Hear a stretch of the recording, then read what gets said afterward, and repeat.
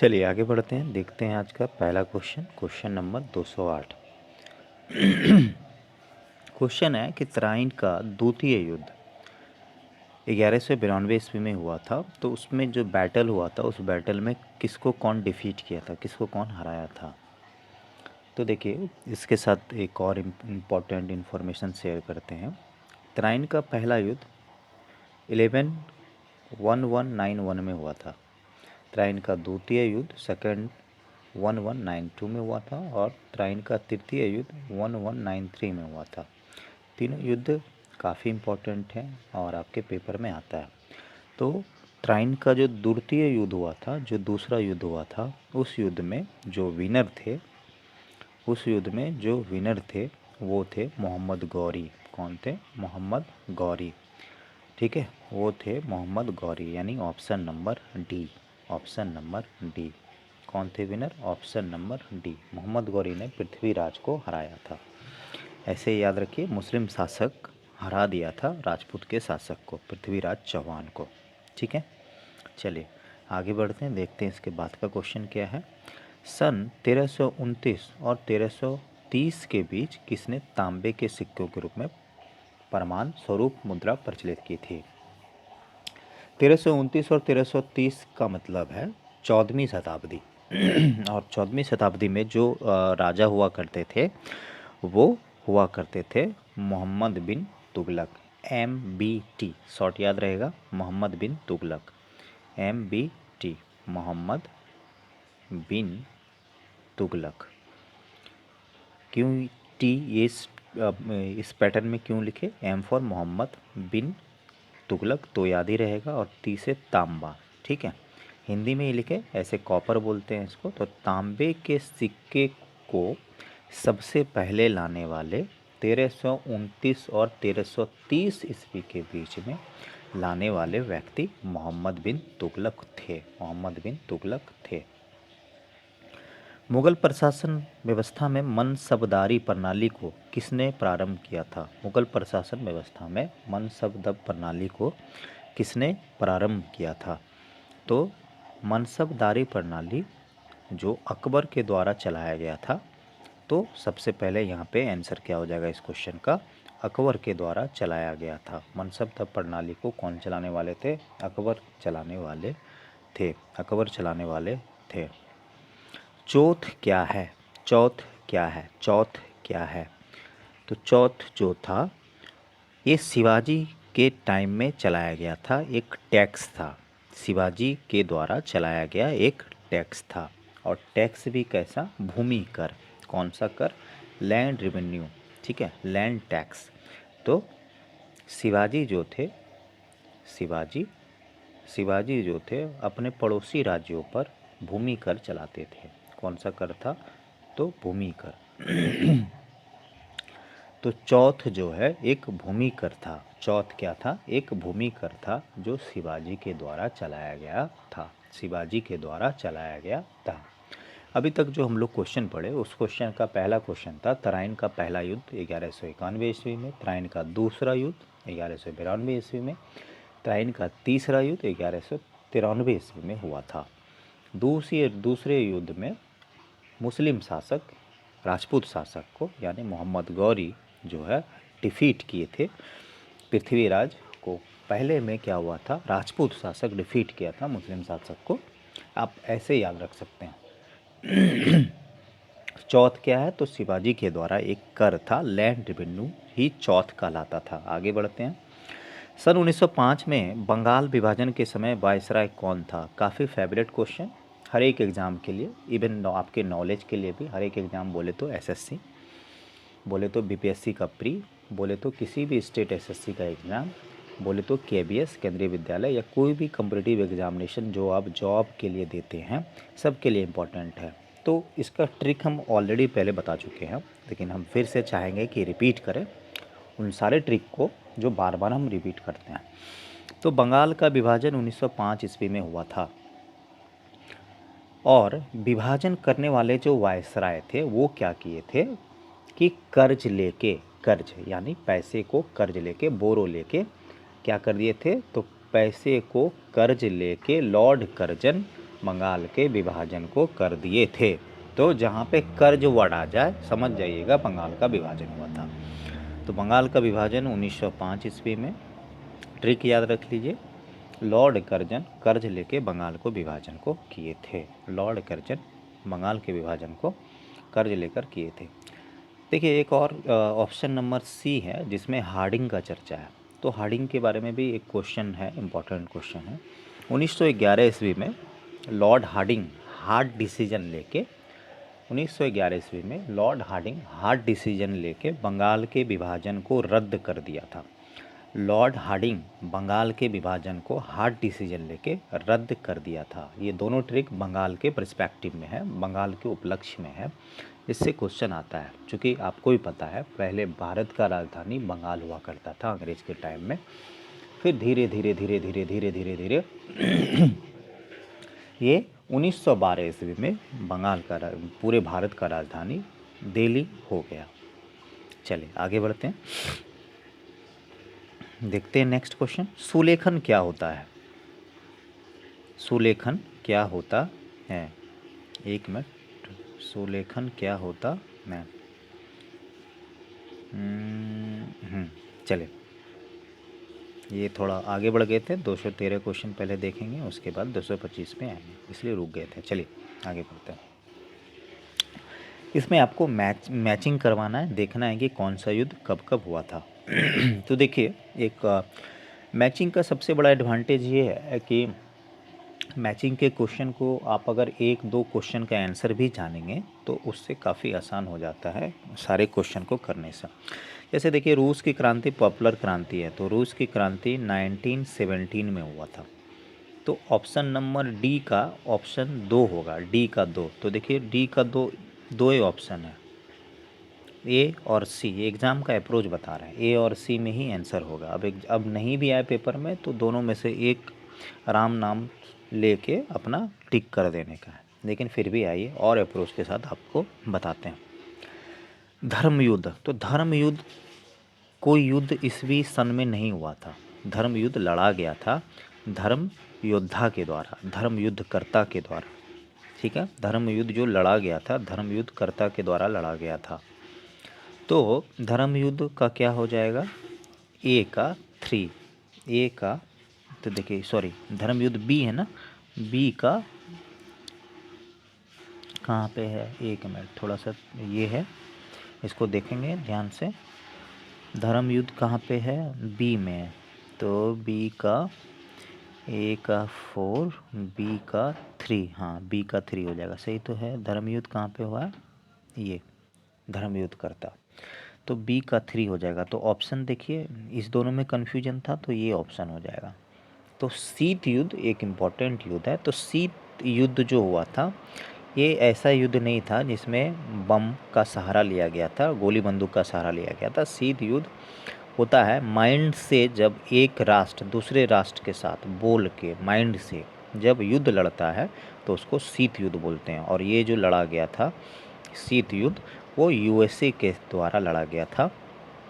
ठीक है, यूएसए और यूएसएसआर के बीच में लड़ा गया था। यूएसए वर्सेस सोवियत राष्ट्र संघ। ठीक है, यूएसएसआर, यूएसए और यूएसएसआर के बीच में रहा गया था। और रूस की क्रांति 1917 में हुई थी। ठीक है, और दीर्घकालीन प्रयोग जो है वो चीन के द्वारा किया गया था, चीन के द्वारा किया गया था। यानी ऑप्शन सी का पहला, दीर्घकालीन प्रयोग ऑप्शन सी का पहला। तो लिखते हैं ए का यानी शीत युद्ध का 4, बी का अप्रोच भी बताए कैसे किया जाता है 3, उसके बाद सी का 4 और डी का 2। ठीक है, डी का 2। महात्मा गांधी ने अपने सत्याग्रह का क्रियाविधि सबसे पहले कहाँ प्रयुक्त की? तो महात्मा गांधी जो सबसे पहले अपने क्रिया का सत्या प्रयोग जो है वो दक्षिण अफ्रीका में किया था। इंडिया में कहाँ किया था? तो इंडिया में कहाँ किए थे? तो चंपारण में किए थे। बट पूरे सिंपल पूछा जाए कि सबसे पहले कहाँ किए थे तो वो अपना जो ये काम है, सत्याग्रह का जो काम है, वो दक्षिण अफ्रीका में किए थे जब वो गए थे दक्षिण अफ्रीका। आज़ाद हिंद फौज का गठन कब हुआ था? काफ़ी पॉपुलर क्वेश्चन है। तो आज़ाद हिंद फौज का गठन 1942 में हुआ था, जब विश्व युद्ध सेकेंड वर्ल्ड वार चल रहा था। सेकेंड वर्ल्ड वार जो चला था वो 1939 से स्टार्ट हुआ था और 45 तक हुआ था। इसी के बीच में ठीक 3 साल बाद 1942 में आज़ाद हिंद फौज का गठन हुआ था। आज़ाद हिंद फौज का गठन हुआ था।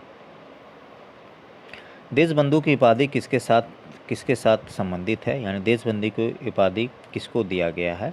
तो देशबंदी को जो उपाधि है वो चितरंजन दास को दिया गया था, CR दास। ठीक है, CR दास को दिया गया था। CR दास, चितरंजन दास। देशबंधु को की उपाधि CR दास को दिया गया था, चितरंजन दास। सिंधु घाटी के घर किससे बनाए जाते थे? तो सिंधु घाटी के घर जो बनाए जाते थे ईंट से बनाए जाते थे, ईंट से बनाए जाते थे। सिंधु घाटी के घर ईंट से बनाए जाते थे, ईंट से बनाए जाते थे सिंधु घाटी के घर। किन शासकों के राज्यकाल में अजंता और एलोरा की गुहा चित्रकला विकसित हुई है?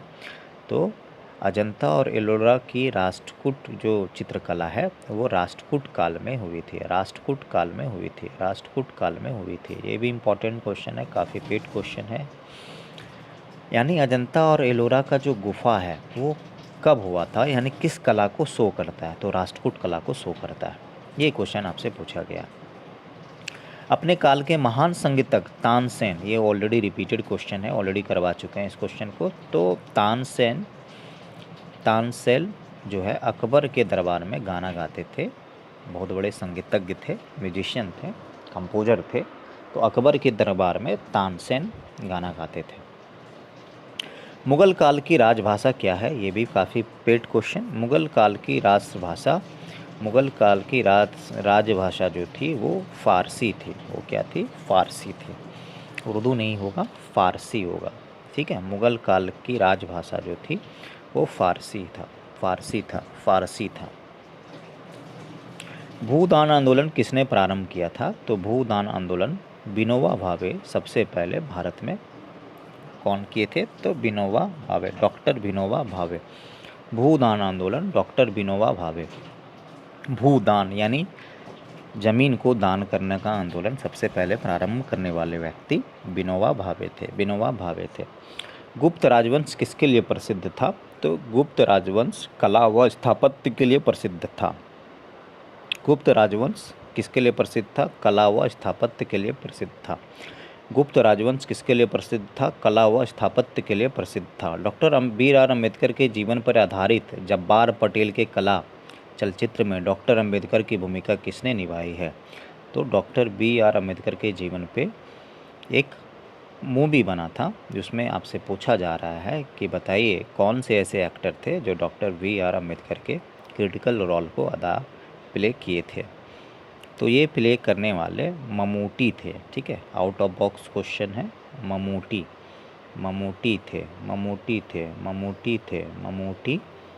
थे।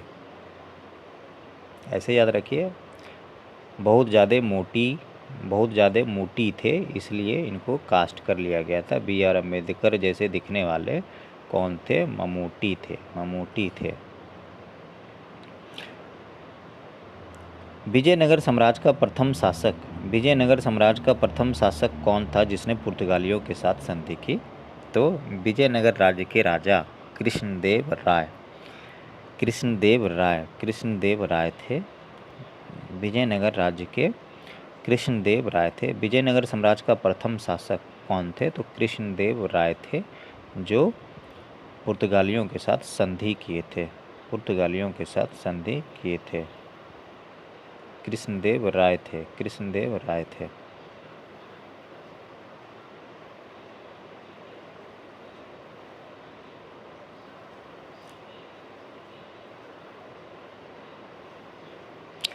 ऑलरेडी डिस्कस किए थे। सुलेखन क्या होता है? तो सुलेखन सुंदर हस्तकला को बोलते हैं। सुलेखन किसको बोलते हैं? सुंदर हस्तकला को बोलते हैं। तो सुंदर हस्तकला को सुलेखन बोलते हैं। पांड्य साम्राज्य की राजधानी कहाँ थी? तो पांड्य साम्राज्य की राजधानी मदुरई थी। कहाँ थी? मदुरई थी। मदुरई थी। कहाँ थी? मदुरई थी। किसके शासनकाल में सबसे अधिक मंगोल आक्रमण हुए थे? किसके शासनकाल में सबसे अधिक मंगोल आक्रमण हुए थे? तो मंगोल आक्रमण जो सबसे ज़्यादा शासनकाल में हुआ था वो था अलाउद्दीन खिलजी। अलाउद्दीन खिलजी के शासनकाल में मंगोल आक्रमण सबसे ज़्यादा हुआ था। अलाउद्दीन खिलजी के शासन में मंगोल आक्रमण सबसे ज़्यादा हुआ था। प्राचीन भारत में नीचे लिखे हुए में से कौन सा विद्या अध्ययन का केंद्र नहीं था? तो देखिए, कौन सा विद्या अध्ययन का केंद्र नहीं था? तो तक्षशिला सबसे पुराने यूनिवर्सिटी में से एक, विक्रमशिला सबसे पुराने यूनिवर्सिटी में से एक, नालंदा सबसे पुराने यूनिवर्सिटी में से एक, तो कौशाम्बी साम्राज्य की राजधानी हुआ करती थी। कौशाम्बी एक कैपिटल हुआ करता था। ठीक है, कौशाम्बी एक कैपिटल हुआ करता था। तो इसका आंसर हो जाएगा कौशाम्बी। बाकी तक्षशिला नहीं, विक्रमशिला नहीं, नालंदा नहीं। हड़प्पा सभ्यता किस युग की मानी जाती है? तो हड़प्पा सभ्यता काफ़ी फेट क्वेश्चन, काफ़ी पॉपुलर क्वेश्चन। हड़प्पा सभ्यता कांस्य युग की मानी जाती है। कौन से युग की? कांस्य युग की मानी जाती है। हड़प्पा सभ्यता कांस्य युग की मानी जाती है। कांस्य युग की मानी जाती है। राज अपहरण नीति का प्रवर्तक कौन था? तो राज अपहरण नीति का प्रवर्तक करने वाले लॉर्ड डलहौजी थे। राज अपहरण नीति के प्रवर्तक जो थे लॉर्ड डलहौजी थे राज अपहरण नीति के प्रवर्तक करने वाले। ये मैचिंग है। तो देखिए, इस मैचिंग में आपको मैचिंग का कॉन्सेप्ट ऑलरेडी बता चुके हैं कि आप एक दो क्वेश्चन का आंसर जानिए तो पूरा मैचिंग का क्वेश्चन बन जाता है। तो देखेंगे, लेनिन का विचारधारा रूस की क्रांति से मिलता है। तो लेनिन रूस हो जाएगा, तो यानी बी का 4। तो बी का 4 अभी तक फ़िलहाल ऑप्शन नंबर बी पे जा रहा है। एक ऑप्शन नंबर डी हो सकता है। चलिए दूसरा देखते हैं। वुडरो विल्सन अमेरिका के कन्वेनर थे। वुडरो विल्सन कौन थे? तो अमेरिका के थे वुडरो। ठीक है, वुडरो विल्सन तो वुडरो विल्सन अमेरिका के थे। लेनिन रूस के थे। और लॉयड जॉर्ज जर्मनी के माने जाते, नहीं, लॉर्ड जॉर्ज इंग्लैंड के थे, सॉरी, जॉर्ज है तो इंग्लैंड के थे लॉर्ड जॉर्ज। और William two Kaiser William two Germany के थे। तो ऑप्शन नंबर बी है, देख लीजिए, ऑप्शन नंबर बी और ऑप्शन नंबर बी। काफ़ी इजी था, डी भी नहीं था ऑप्शन में। चरक किस राज्य के चिकित्सक माने जाते थे? चरक एक बहुत बड़े डॉक्टर थे, राज चिकित्सक हुआ करते थे। तो ये किनके शासनकाल में थे, आपसे ये पूछा गया है। तो चरक जो थे कनिष्क के शासनकाल में थे। कनिष्क के शासनकाल में चरक माने जाते थे। कनिष्क के शासनकाल में चरक माने जाते थे। ठीक है, तो आप ऐसे याद रखेंगे, कनिष्क जो थे चरक को ज़्यादा मानते थे। इसलिए चरक को अपना राज चिकित्सक घोषित कर दिए थे। कनिष्क जो है चरक को ज़्यादा मानते थे और अपना राज चिकित्सक घोषित कर दिए थे। निम्नलिखित कांग्रेस नेताओं में से किसको महान वृद्ध पुरुष कहा जाता है? तो यहाँ पे जो ऑप्शन दिया गया है, सबसे वृद्ध पुरुष जो है दादा भाई नेरोजी को कहा जाता था। दादा भाई नेरोजी को कहा जाता था महान वृद्ध पुरुष। प्रारंभिक आर्यों के बारे में निम्नलिखित में से कौन सा कथन सही नहीं है? तो प्रारंभिक आर्यों के बारे में, तो आर्य के लोग संस्कृत बोलते थे, वो घोड़सवारी भी करते थे, यानी घोड़े का सवारी भी करते थे।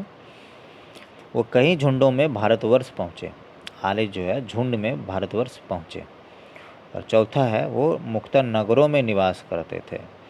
तो वो संस्कृत बोलते थे, वो घुड़सवारी भी करते थे, वही कई झुंडों में भारतवर्ष पहुँचे। वो नगर में निवास नहीं करते थे। तो ये हो जाएगा, ये बात गलत है, ये बात गलत है। सांची क्यों विख्यात है?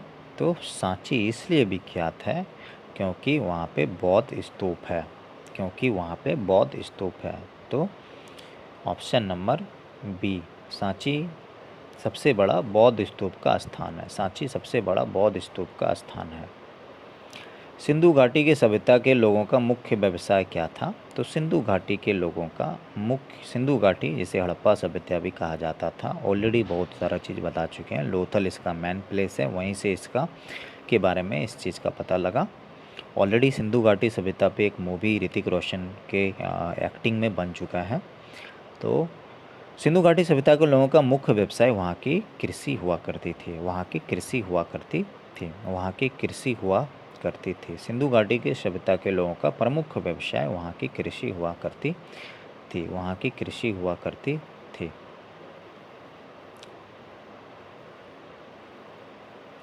तीसरे आंग्ल मैसूर युद्ध को समाप्त करने के लिए टीपू सुल्तान ने अंग्रेजों के साथ मिलकर किसके साथ संधि की थी?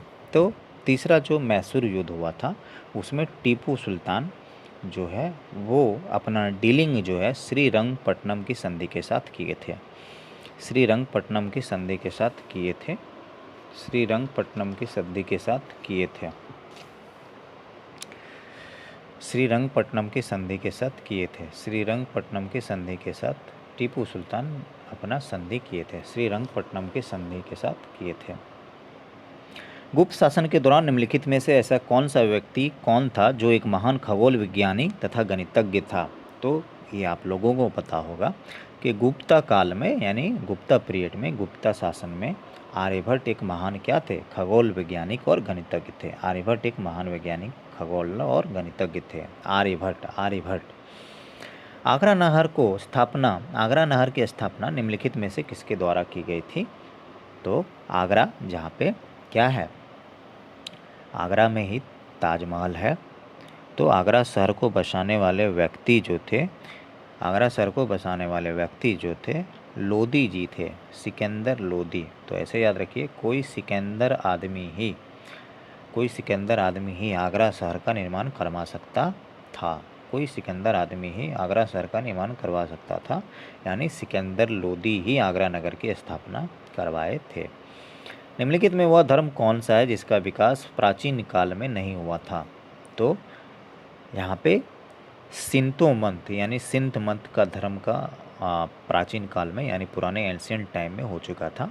पारसी धर्म भी हो चुका था, ताओवाद हो चुका था। इस्लाम धर्म को माना जाता है कि ये प्राचीन धर्म में नहीं आता है। इस्लाम धर्म को माना जाता है कि ये प्राचीन धर्म में यानी मुस्लिम समुदाय को माना जाता है, इस्लाम धर्म को माना जाता है कि ये प्राचीन काल में नहीं थे। एलोरा में कैलाशनाथ मंदिर का निर्माण किनके द्वारा कराया गया? तो राष्ट्रकूट वंश के द्वारा एलोरा में कैलाशनाथ मंदिर का निर्माण कराया गया। राष्ट्रकूट के द्वारा एलोरा में कैलाशनाथ मंदिर का निर्माण कराया गया। गुजरात विजयनगर की यादगार में अकबर ने निम्नलिखित में किसका निर्माण कराया था? तो गुजरात को जीतने वाले यानी अकबर गुजरात को जीता था, तो उसके उपलक्ष्य में, उसके यादगार में, उसके डेडिकेशन में बुलंद दरवाज़ा जो गुजरात में है वो बनवाया गया था अकबर के द्वारा। बुलंद दरवाज़ा बनाया गया था, बुलंद दरवाज़ा बनाया गया था, बुलंद दरवाज़ा बनाया गया था।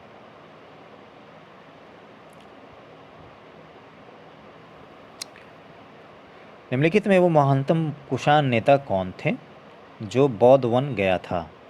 वो कुषाण नेता कौन थे जो बौद्ध वन गया था? तो बौद्ध बन जाने वाले कुषाण के जो नेता थे वो कनिष्क थे। कुषाण वंश के नेता कौन थे? तो कनिष्क थे।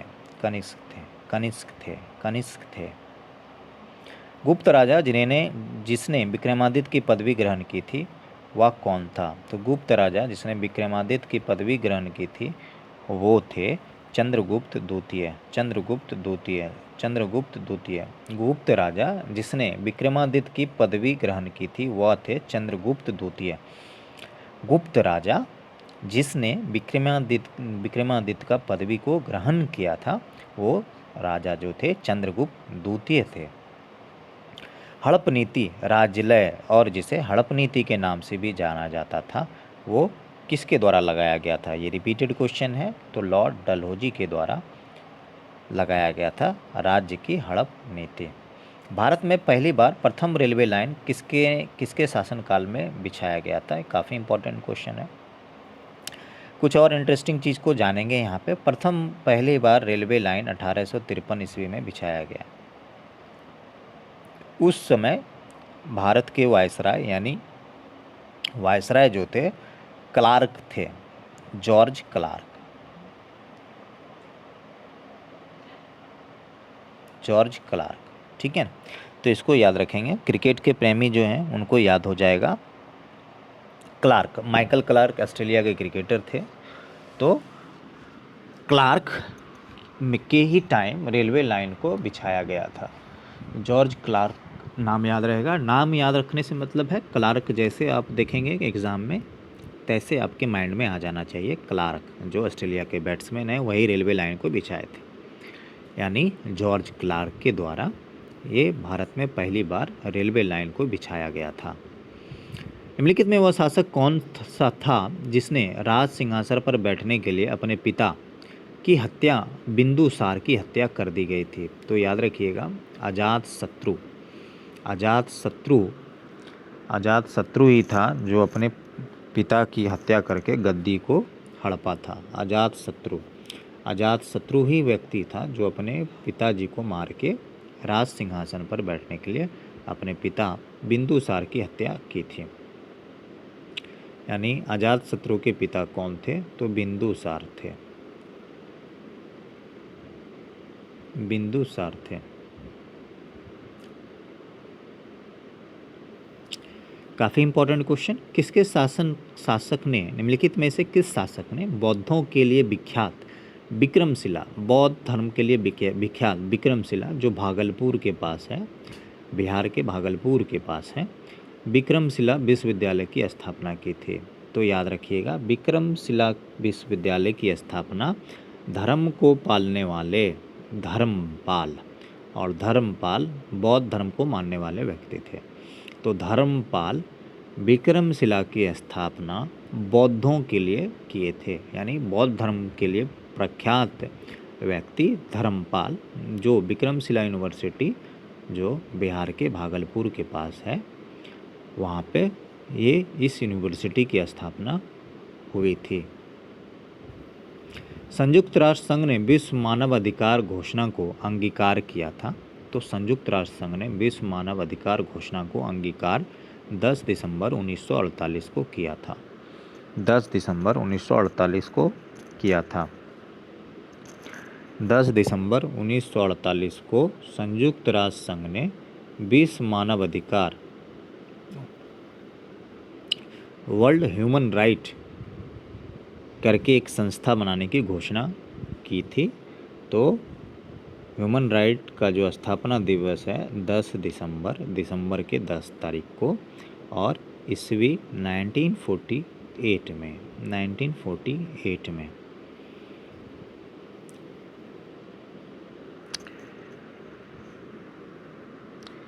इसमें आपको सजाना है कि कौन सा घटना कैसे कैसे हुआ था।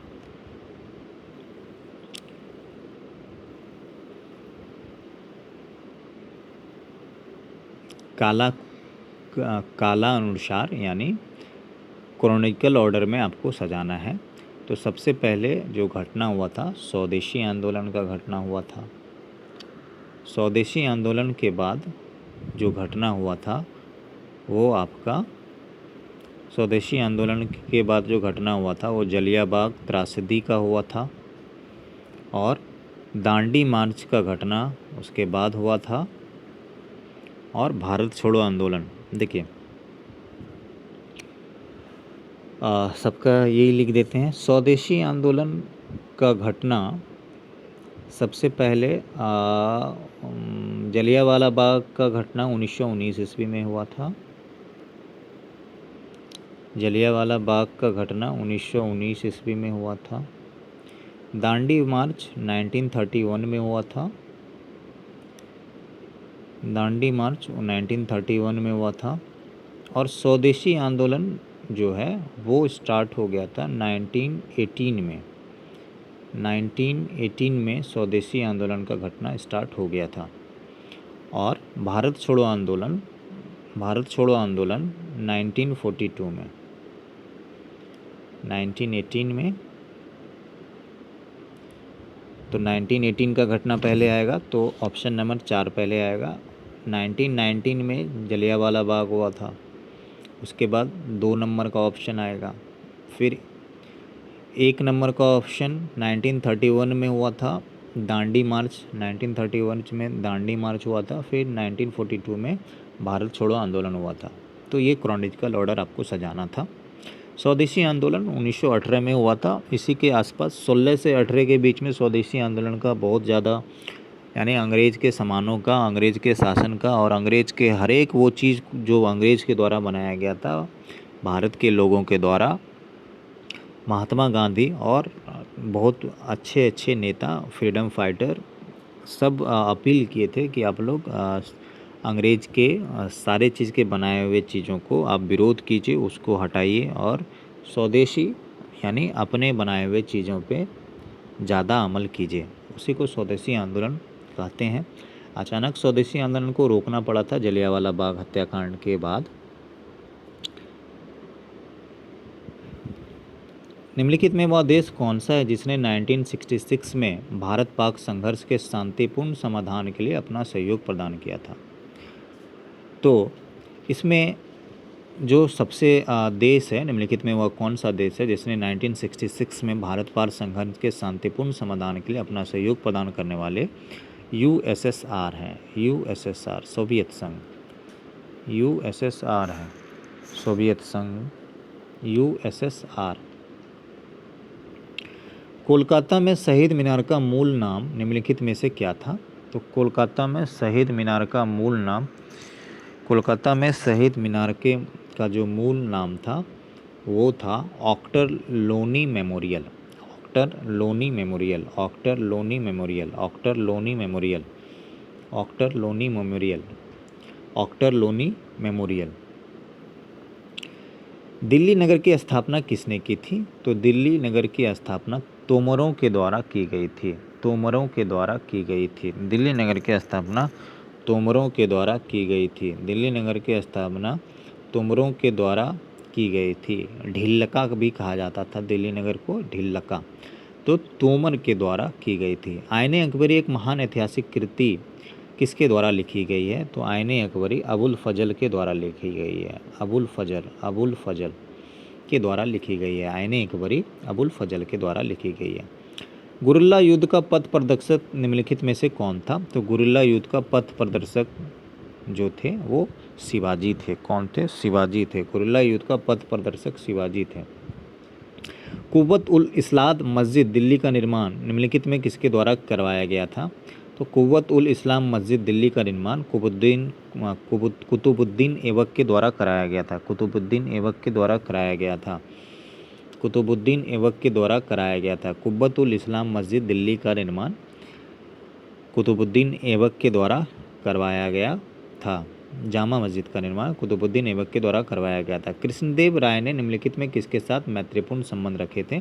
तो कृष्णदेव राय, ऑलरेडी ये क्वेश्चन हो चुका है, पुर्तगाल। कृष्णदेव राय जो विजयनगर के राजा थे, वो जो मैत्रीपूर्ण अपना बायलैटरल रिलेशनशिप काफ़ी अच्छा रखे थे पुर्तगाल के साथ। पल्लवों ने निम्नलिखित में से किस नगर से शासन संचालित किया? तो पल्लवों ने जो शासन संचालित किया वो था कांचीपुरम। वो था कांचीपुरम। वो था कांचीपुरम। वो था कांचीपुरम। अंग्रेज पुलिस ऑफिसर कैप्टन सैंडर्स को किसके द्वारा गोली से मार दिया गया था? तो कैप्टन सैंडर्स को मारने वाले जो व्यक्ति थे वो थे सरदार भगत सिंह। सरदार भगत सिंह। सरदार भगत सिंह। पानीपत का दूसरी लड़ाई निम्नलिखित में किसके बीच में हुई थी? पानीपत का पहला लड़ाई हुआ था 1526 में, दूसरा 1556 ईस्वी में हुआ था और ये हुआ था ये अकबर और हेमू के बीच में हुआ था। अकबर और हेमू के बीच में हुआ था। पानीपत का दूसरा लड़ाई अकबर और हेमू के बीच में हुआ था। कुषाण काल के दौरान मूर्तिकला की गांधार शैली निम्नलिखित में किसका मिश्रण है? तो कुषाण काल के दौरान मूर्तिकला की गांधार शैली जो है भारत और यूनान शैली का मिश्रण है। भारत और यूनान शैली का मिश्रण है। भारत और यूनान शैली का मिश्रण है। निम्नलिखित में वह सूफी संत कौन था जो यह मानता था कि भक्ति संगीत ईश्वर के निकट पहुंचने का मार्ग है? ये व्यक्ति थे शेख मोहिउद्दीन चिश्ती। शेख मोहिउद्दीन चिश्ती मानते थे कि भक्ति ही वो ऐसा चीज़ है जिससे हम भगवान के पास पहुंच सकते, ईश्वर के पास पहुंच सकते हैं। शेख मोहिउद्दीन चिश्ती, शेख मोहिउद्दीन चिश्ती।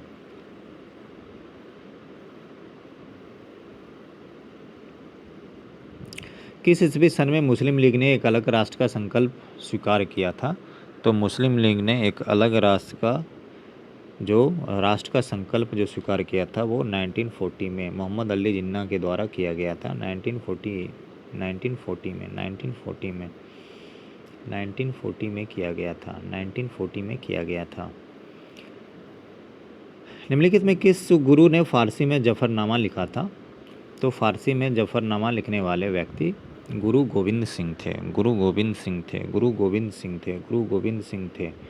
फारसी में जफरनामा लिखने वाले व्यक्ति गुरु गोविंद सिंह थे। गुरु गोविंद सिंह थे।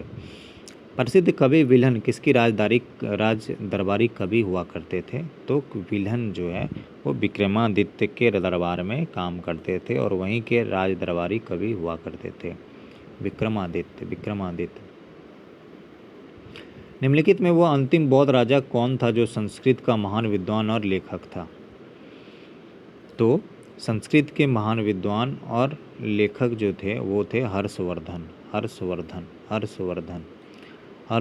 निम्नलिखित में वो अंतिम बौद्ध राजा कौन था जो संस्कृत का महान विद्वान और लेखक था? वो था हर्षवर्धन।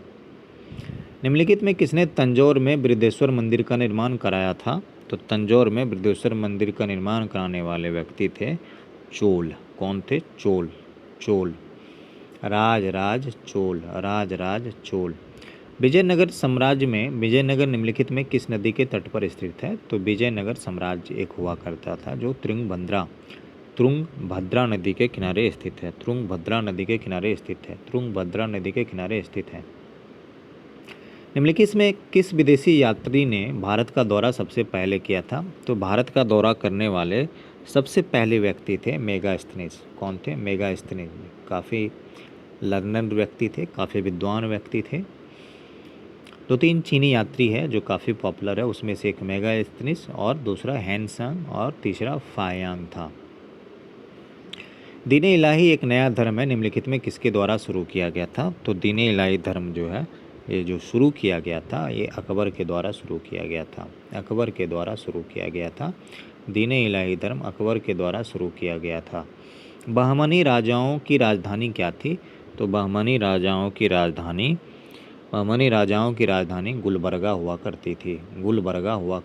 बहमनी राजाओं की राजधानी गुलबर्गा हुआ करती थी।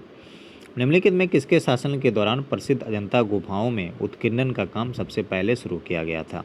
तो सबसे पहले उत्खनन का काम सातवाहन वंश में शुरू किया गया था। सातवाहन वंश में शुरू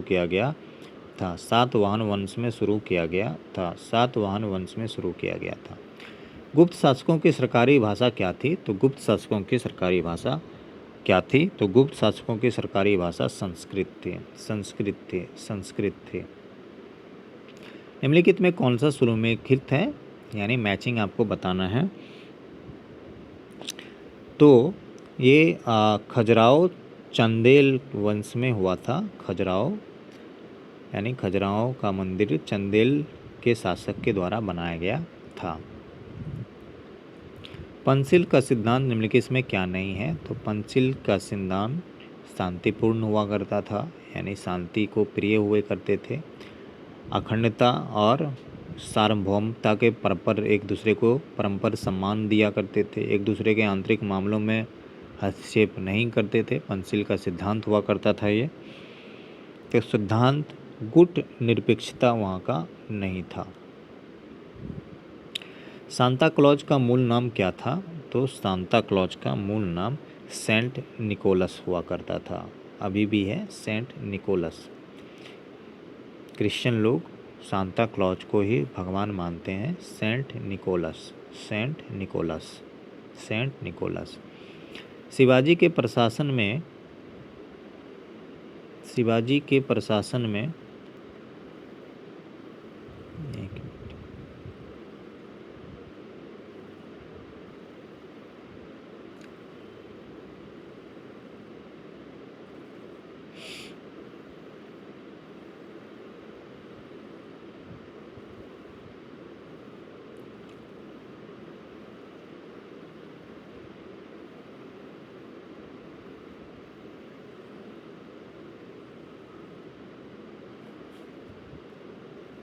शिवाजी के प्रशासन में पेशवा किसे कहा जाता था? तो शिवाजी के प्रशासन में पेशवा सबसे ऊपर व्यक्ति प्रधानमंत्री को कहा जाता था। प्रधानमंत्री को कहा जाता था पेशवा। चालुक्य वंश का सर्वाधिक प्रसिद्ध शासक कौन था? तो चालुक्य वंश का सर्वाधिक प्रसिद्ध शासक पुलकेशिन द्वितीय था। चालुक्य वंश का सबसे जो पॉपुलर और डेंजरस शासक जो हुआ करता था वो पुलकेशिन द्वितीय हुआ करता था। पुलकेशिन द्वितीय हुआ करता था। लगातार बसा हुआ विश्व का सबसे पुराना शहर कौन सा था? लगातार बसा हुआ विश्व का सबसे पुराना शहर जेरूसलम था। जेरूसलम था। जेरूसलम था। जेरूसलम था। हर्षचरित निम्नलिखित में किसके द्वारा लिखी गई है? तो हर्षचरित लिखने वाले व्यक्ति जो थे वान भट्ट थे। वान भट्ट थे। वान भट्ट थे। हर्षचरित लिखने वाले व्यक्ति कौन थे? वान भट्ट थे। वान भट्ट थे। वान भट्ट थे। हर्षचरित लिखने वाले व्यक्ति कौन थे? वान भट्ट थे। वान भट्ट। जिंदा अवस्था निम्नलिखित में किसकी पवित्र पुस्तक है? तो जिंदा अवस्था निम्नलिखित में पारसी जो पुस्तक है पारसी की। जिंदा अवस्था निम्नलिखित में किसकी पवित्र पुस्तक है? पारसी। पारसी। जिंदा अवस्था निम्नलिखित में किसकी पवित्र पुस्तक है? पारसी की। महाभारत के दो सशस्त्र पात्र अफगानिस्तान के थे। महाभारत के दो सशस्त्र पात्र अफगानिस्तान के थे। आजकल वह क्षेत्र निम्नलिखित में कौन सा है? वो अब कंधार में चला गया है। कंधार में चला गया है। कहाँ चला गया है? कंधार में चला गया है। कंधार में चला गया है। कंधार में चला गया है। सन 1829 में सती प्रथा का उन्मूलन निम्न में से किसके द्वारा कराया गया है? तो सती प्रथा के उन्मूलन में भारत के द्वारा जो सबसे महत्वपूर्ण काम है वो राजा राम मोहन राय के द्वारा कराया गया था। और जो वायसराय हुआ करते थे, यहाँ पे आपको क्वेश्चन 1829 में सती प्रथा का उन्मूलन पूछ रहा है किस वायसराय के शासनकाल में हुआ था। तो ऐसे याद रखिए, सती प्रथा को लॉर्ड विलियम बेंटिक ने बेट लगा के सती प्रथा का उन्मूलन कराया। ठीक है, सती प्रथा का उन्मूलन कराने में दो व्यक्ति किसके वायसराय काल में हुआ था? तो लॉर्ड विलियम बेंटिक ने बेट लगा के सती प्रथा का उन्मूलन कराया था। ऐसे याद रखिए, सती प्रथा का उन्मूलन लॉर्ड विलियम बेंटिक ने बेट लगा के सती प्रथा का उन्मूलन कराया था। हर्षचरित जिसमें हर्ष के जीवन का वर्णन किया गया है निम्नलिखित में किसके द्वारा लिखा गया था? तो हर्षचरित लिखने वाले व्यक्ति जो थे वान भट्ट थे। वान भट्ट थे। वान भट्ट थे। निम्नलिखित में से किस खिलजी शासक ने दिल्ली के राज सिंहासन पर बैठने के लिए अपनी ससुर की ही हत्या करवा दी थी? ऐसा करने वाले व्यक्ति अलाउद्दीन खिलजी हुआ करते थे। अलाउद्दीन खिलजी थे। अलाउद्दीन खिलजी थे जो दिल्ली के राज सिंहासन पर बैठने के लिए अपने ससुर की हत्या करवा दिए थे। निम्नलिखित में से किसको अपनी विजयों के कारण भारत का नेपोलियन कहा जाता है? तो भारत का नेपोलियन कहलाने वाले व्यक्ति समुद्रगुप्त हुआ करते थे। समुद्रगुप्त हुआ करते थे। समुद्रगुप्त हुआ करते थे। निम्नलिखित में किस शासक के शासनकाल में नेपाल में निम्नलिखित में किस शासक के शासनकाल में नेपाल में बौद्ध धर्म का आगमन हुआ था? तो बौद्ध धर्म का आगमन जो है हुआ था अशोक के शासनकाल में। अशोक के शासनकाल में ही बौद्ध धर्म का आगमन हुआ था। निम्नलिखित में से उस शासक का नाम क्या है जिसने विजय स्तंभ का निर्माण कराया था? तो बौद्ध धर्म नेपाल में जो आया था उसमें जो शासक थे वहाँ के जो राजा थे उस राज्य के वो अशोक थे। और दूसरा क्वेश्चन है कि विजय स्तंभ का निर्माण किसने कराया, जो काफ़ी इम्पोर्टेंट है। तो विजय स्तंभ का निर्माण राणा कुंभा ने कराया, राणा कुंभा ने कराया, राणा कुंभा ने कराया। 1932 में पूना पैक्ट हुआ, निम्नलिखित में किसकी द्वारा व्यक्त की गई थी। तो 1932 में हस्ताक्षरित पूना पैक्ट में निम्नलिखित में किसकी व्यवस्था की गई थी। तो पूना पैक्ट में ये कहा गया था कि हरिजनों के लिए आरक्षण के साथ हरिजनों के लिए आरक्षण हो और एक संयुक्त निर्वाचन क्षेत्र हो, यानी इलेक्शन का जो एरिया होता है वो कंबाइंड होना चाहिए। हरिजनों के लिए आरक्षण यानी पूना पैक्ट जो 1932 में हुआ था। गांधी इरविन एक्ट 1931 में हुआ था, याद रखिएगा। 1932 में पूना एक्ट हुआ था। इसमें बोला गया था 1931 में गांधी इरविन एक्ट हुआ था, G for Gandhi, I for Irwin act. 1932 में पूना एक्ट हुआ था, P.A। इसमें हरिजनों के लिए अधिकार, आरक्षण और हरिजनों के लिए जो एक कंबाइंड एरिया होता है, संयुक्त निर्वाचन क्षेत्र के बारे में चर्चा की गई थी। बरदौली सत्याग्रह निम्नलिखित में किस व्यक्ति से जुड़ा हुआ है। तो बरदौली सत्याग्रह जो है वो सरदार वल्लभ भाई पटेल से जुड़ा हुआ है। सरदार वल्लभ भाई पटेल से जुड़ा हुआ है। बरदौली सत्याग्रह सरदार वल्लभ भाई पटेल से जुड़ा हुआ है। बरदौली सत्याग्रह सरदार वल्लभ भाई पटेल से जुड़ा गया है। कनिष्क की राजधानी कहाँ थी। तो कनिष्क की राजधानी पुरुषपुर में थी। कहाँ थी। पुरुषपुर में थी। पुरुषपुर में थी कनिष्क की राजधानी। त्राइन की पहली लड़ाई किनके बीच लड़ी गई थी। ऑलरेडी डिस्कस क्वेश्चन है। त्राइन का पहला युद्ध 1191, ठीक है। सेकेंड युद्ध 1192, थर्ड युद्ध 1193, एक साल के बाद हो गया था। द्वितीय युद्ध में मुस्लिम शासक जीता था, ऑलरेडी बता चुके हैं। और पहले युद्ध में पहले युद्ध में राजपूत शासक जीता था। ये लड़ाई मोहम्मद गौरी और पृथ्वीराज चौहान के बीच में हुआ था, पहला युद्ध, ठीक है। तो पहली बार चौहान जीत गया था, दूसरी बार ये मोहम्मद गौरी जीत गया था। लेकिन आपसे यहाँ पे जीतना किसके बीच हुआ था ये पूछा गया है। तो मोहम्मद गौरी और पृथ्वीराज चौहान, मोहम्मद गौरी और पृथ्वीराज चौहान।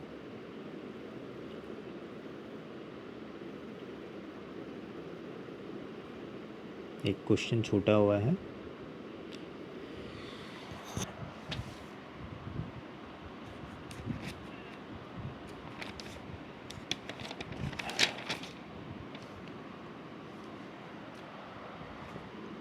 ये क्वेश्चन लिख लीजिएगा आप लोग को। क्वेश्चन था भारतीय राष्ट्रीय कांग्रेस की पहली बैठक किस शहर में हुई थी। भारतीय राष्ट्रीय कांग्रेस की पहली बैठक यानी INC, इंडियन नेशनल कांग्रेस की पहली बैठक, इंडियन नेशनल कांग्रेस की पहली बैठक INC, इंडियन नेशनल कांग्रेस की पहली बैठक कहाँ हुई थी। तो पहली बैठक बम्बई में गोकुलदास कॉलेज में हुआ था। एक चीज़ और सुनिए, INC का गठन 1885 में हुआ था और इसको कराया हुआ था, इनको कराने वाले यानी किस वायसराय के काल में हुआ था, इसको याद रखने का ट्रिक बता देते हैं। तो कांग्रेस एक डफर पार्टी है, इसलिए कांग्रेस एक डफर पार्टी है, इसलिए इसका जो शासनकाल, इसका जो वायसराय था वो डफरिन करवाया था। कौन था। Lord Dufferin. L for Lord, Dufferin, D for Dufferin, ठीक है। हिंदी में Dufferin, Lord Dufferin. Begum Hazrat Mahal ने 1857 ईस्वी के विद्रोह का नेतृत्व किस शहर से किया था। तो 1857 का विद्रोह में बहुत हर एक जगह से लीड लेने वाले अलग बहुत अच्छे महत्वपूर्ण व्यक्ति थे। लेकिन आपको यहाँ पे हजरत महल के बारे में पूछा है, तो हजरत महल बेसिकली लखनऊ की थी और लखनऊ को ही लीड ले रही थी। तो आंसर यहाँ पे हो जाएगा लखनऊ। बौद्ध ग्रंथों पिटकों की रचना निम्नलिखित में किस भाषा में की गई थी। तो पिटकों की रचना करने में जो भाषा का युक्त हुआ था वो पाली भाषा का यूज हुआ था। गुप्त वंश का वह राजा कौन था जिसने हुनों को भारत पर आक्रमण करने से रोका था। तो गुप्त वंश का वह राजा और कोई नहीं स्कंदगुप्त था, जिसने हुनों को भारत पर आक्रमण करने से रोका था। स्वामी विवेकानंद का मूल नाम क्या था? तो स्वामी विवेकानंद का मूल नाम जो था वो नरेंद्रनाथ दत्त था। नरेंद्र मोदी तो याद ही रहेंगे, तो स्वामी विवेकानंद को नरेंद्र मोदी के नाम से याद रखिए, नरेंद्रनाथ दत्त, नरेंद्रनाथ दत्त, नरेंद्रनाथ दत्त, नरेंद्रनाथ दत्त। भारत में डाक व्यवस्था शुरू करने वाले ब्रिटिश गवर्नर जनरल कौन था? यानी आपको पूछ रहा है कि किसके शासनकाल में डाक व्यवस्था शुरू की गई थी। तो देखिए ये भी इम्पोर्टेंट क्वेश्चन है और इसका भी ट्रिक काफ़ी अच्छे से बना चुके हैं। तो डाक, डॉ से डाक और डॉ से डलहौजी, तो लॉर्ड डलहौजी डाक व्यवस्था को प्रारंभ करने वाले पहले गवर्नर जनरल थे। ऐसे याद रखिए, लॉर्ड डलहौजी दिल्ली स्थित हौज खास के डाकघर को बनवाए थे। तो लॉर्ड डलहौजी हौज खास में एक पोस्ट ऑफिस है, तो डलहौजी। महाराष्ट्र में भक्ति संप्रदाय निम्नलिखित में किसकी शिक्षाओं पर फैला हुआ था? तो महाराष्ट्र में भक्ति संप्रदाय निम्नलिखित में जो शिक्षाओं पर फैला हुआ था वो था तुकाराम, संत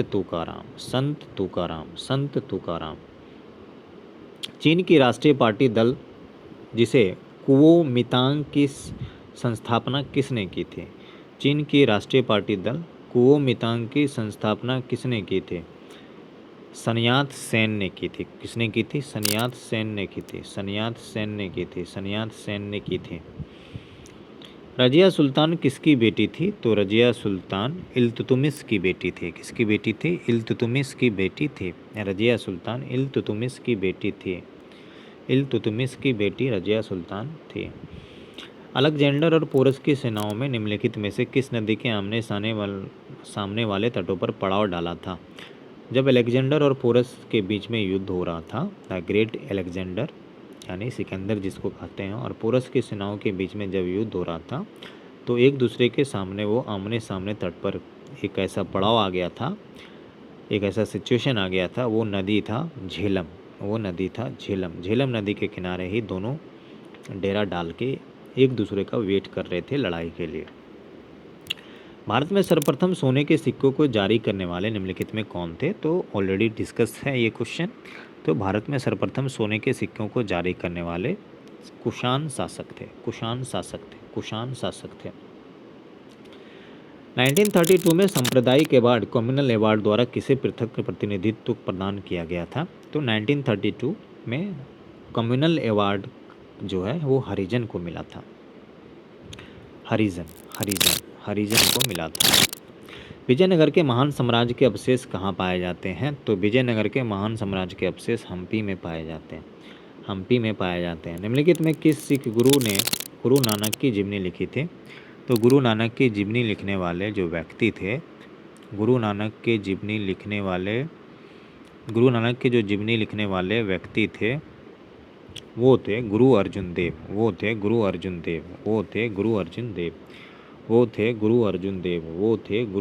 देव। निम्नलिखित में वह पुर्तगाली कौन था जिसने गोवा पर अधिकार किया था? तो जो पुर्तगाली था जिसने गोवा पे अधिकार किया था वो था अल्फोंसो द अल्बुकर्क।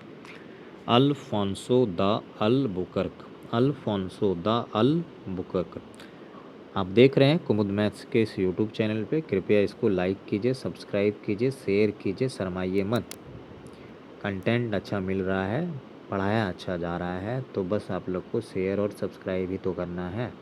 बाकी कोई दिक्कत आता है कमेंट सेक्शन में लिख के बताइए, उसका समाधान तुरंत और जितना जल्दी होगा वो हो सकेगा। चलिए।